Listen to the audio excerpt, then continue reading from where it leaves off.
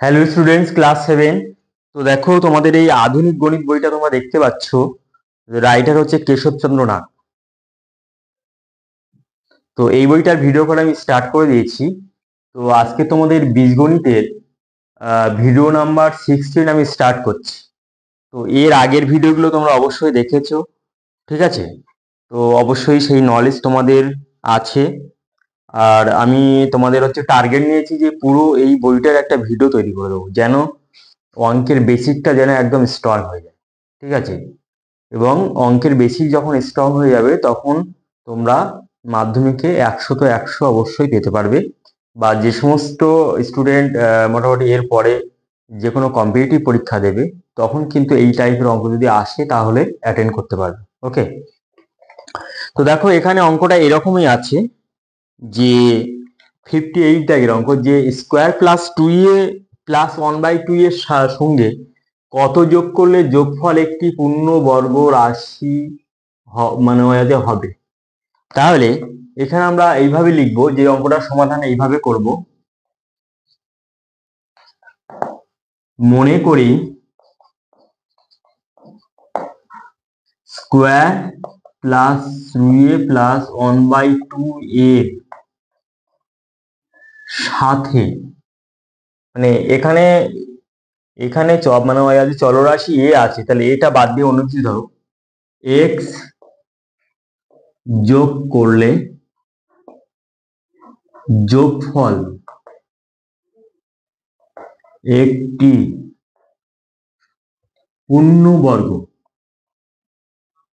পূর্ণবর্গ রাশি হবে।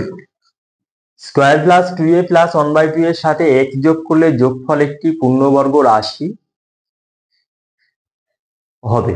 তাহলে এবার আমরা পূর্ণ বর্গাকারে লেখার চেষ্টা করবো। তাহলে লিখতে হবে, অতএব square plus 2a plus 1/2 plus x equal to, তাহলে এবার আমাদের কাজ হচ্ছে যে পূর্ণ বর্গাকারে প্রকাশ করার চেষ্টা করতে হবে।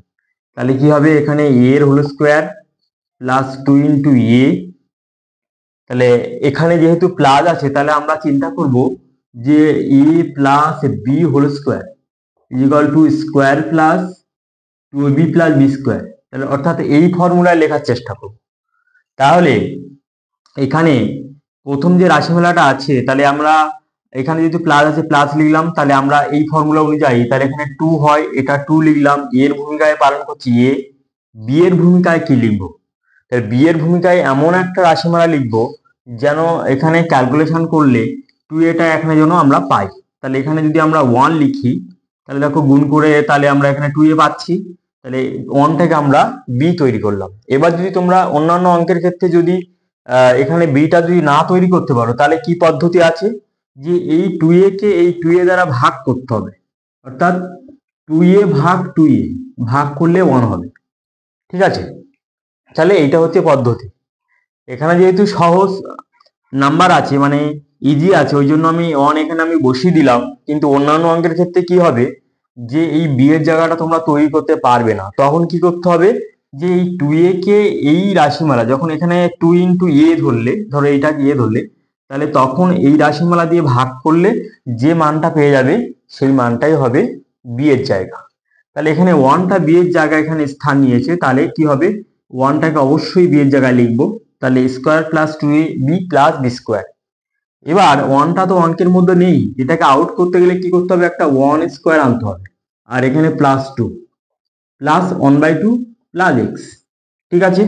তাহলে এই লাইনটাই হচ্ছে তোমাদের ইম্পর্টেন্ট লাইন। এই অঙ্কের ক্ষেত্রে এই লাইনটাই ইম্পর্টেন্ট লাইন। এবার এই এই জায়গাটা একটু বোঝা আছে, যে 1 স্কোয়ার যখন বি এর ভূমিকায় আসলো, তখন এটা তো অঙ্কের পার্ট নয়। তাহলে এটাকে আউট করতে গেলে কি করতে হবে, একটা -1 স্কোয়ার এর সাথে দিয়ে দিতে হবে। এবার দেখো যে প্লাস -1 এখানে কাটা গেলে তাহলে বাকিটা এখানে পড়ে থাকে, তাহলে আমার ব্যালেন্স কিন্তু অবশ্যই ঠিক আছে। তাহলে এখানে তাহলে কি হবে, দ্বিতীয় লাইনে তাহলে এইটুকু শর্ট ফর্ম হচ্ছে যে এ প্লাস 1 এর হোল স্কোয়ার, আর এখানে -1 এর হোল স্কোয়ার মানে হচ্ছে -1 প্লাস 1/2 প্লাস এক্স। তাহলে আমরা এর পরের লাইনে দেখি এইটুকু ক্যালকুলেশন করা যাচ্ছে। তাহলে ক্যালকুলেশন করব। তাহলে এ প্লাস ওয়ান এর হোল স্কোয়ার, তাহলে এখানে মাইনাসটা যদি কমন নিই তাহলে কি হবে, one minus one by two plus x equal to a plus one এর হোল স্কোয়ার মাইনাস, তাহলে ওয়ান থেকে ওয়ান বাই টু বিয়োগ করলে কি ওয়ান বাই টু হবে প্লাস এক্স হবে। তাহলে আমরা দেখতে পাচ্ছি যে এই রাশিমালাকে পূর্ণবর্গাকারে এইটুকু অংশ করতে পারছি আর এইটুকু অংশ করতে পারছি না। এবার আমরা লিখব যে অতএব প্রদত্ত রাশিমালাকে পূর্ণবর্গাকারে লেখা যাবে যদি minus one by two plus x equal to zero হয়।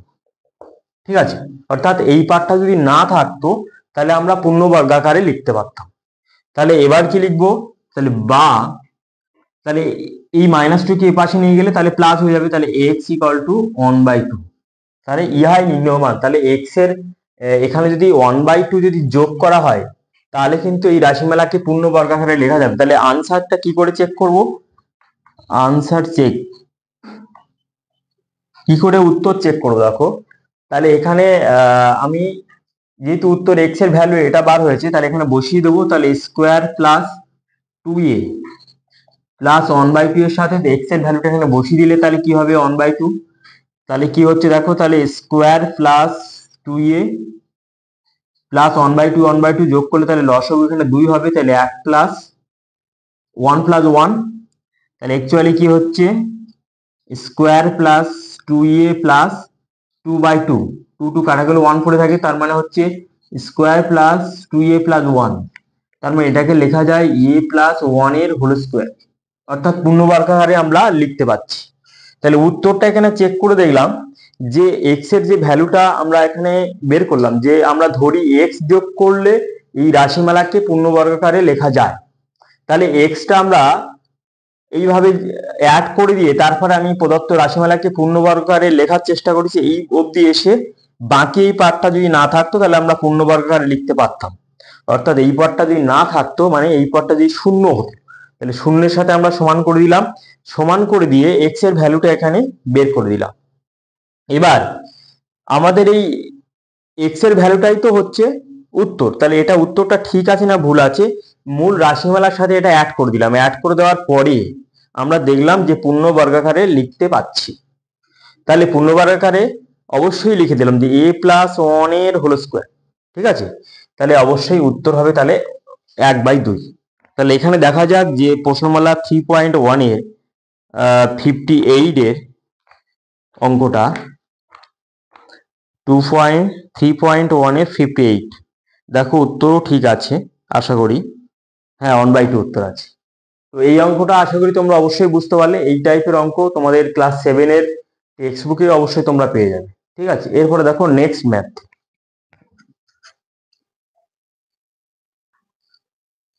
তারপরে দেখো তোমাদের যে 59 এর যে অঙ্কটা আছে যে x plus one by x equal to 4 হলে x square plus one by x square এর মান কত হবে।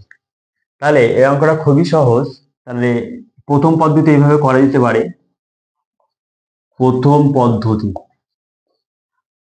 যে x square plus one by x square equal to, তাহলে স্কোয়ার প্লাস বি স্কোয়ারের দুটো সূত্র আছে, স্কোয়ার প্লাস বি স্কোয়ারের দুটো সূত্র আছে। এক নম্বর সূত্র হচ্ছে A plus B whole square minus two A B, দুই নম্বর সূত্র কি আছে A minus B whole square plus two A B, এই দুটো সূত্র আছে।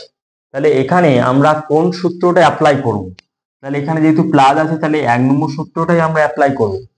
তাহলে এখানে এক নম্বর সূত্র যেহেতু এখানে প্লাস আছে তাহলে এক নম্বর সূত্রটা লিখবো যে x plus one by X এর হোল স্কোয়ার, অর্থাৎ যদি এক্স কে যদি এ ধরো আর ওয়ান বাই এক্স কে যদি বি ধরো, হ্যাঁ তাহলে কি হবে X plus one by X এর whole square minus two into x into one by X, X X এখানে কাটা, তাহলে এখানে X plus one by X এর মান কত 4, 4 এর হোল স্কোয়ার মাইনাস টু সমান সমান 16 মাইনাস টু সমান সমান 14 হবে আনসার।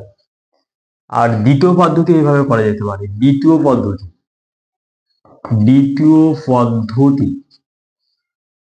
প্রথমে যে শর্তটা দেওয়া আছে সেই শর্তটা এখানে লেখা যাক, ইকুয়াল টু 4। তাহলে এবার উভয় পক্ষে স্কোয়ার করতে হবে, উভয় পক্ষে স্কোয়ার করে দিলাম। হ্যাঁ, এখানে লেখা যেতে পারে যে উভয় পক্ষকে বর্গ করে পাই। তারপরে কি করতে হবে দেখো, বা এটাকে a plus B whole square সূত্র ভাঙলে কি হবে, তাহলে এক্স এর whole square plus 2 into x into 1/x plus 1/x এর হোল স্কোয়ার ইকুয়াল টু 16। তাহলে বা কি হবে, তাহলে এক্স স্কোয়ার, এক্স সেখানে কাটা, তাহলে plus 2 plus 1/x square equal two 16। তাহলে বা x square plus 1/x square, তাহলে প্লাস 2টা ওপাশে নিয়ে যেতে হবে, তাহলে 16 মাইনাস 2। তাহলে অতএব x square plus 1/x square equal two 14। তাহলে এটা হলো আনসার। তাহলে অঙ্কটা আশা করি তোমরা অবশ্যই বুঝতে পারলে। আর এই চ্যানেলে যদি তোমরা নতুন হও তাহলে এই চ্যানেলটাকে অবশ্যই সাবস্ক্রাইব করে রাখবে এবং পাশে থাকা অল নোটিফিকেশন অন করে রাখবে, যেন পরের ভিডিও আপলোড করার সাথে সাথে যেন তোমরা পেয়ে যাও। ওকে, তো আজকের তো আমাদের 16 নম্বর ভিডিও এই পর্যন্ত থাকবে।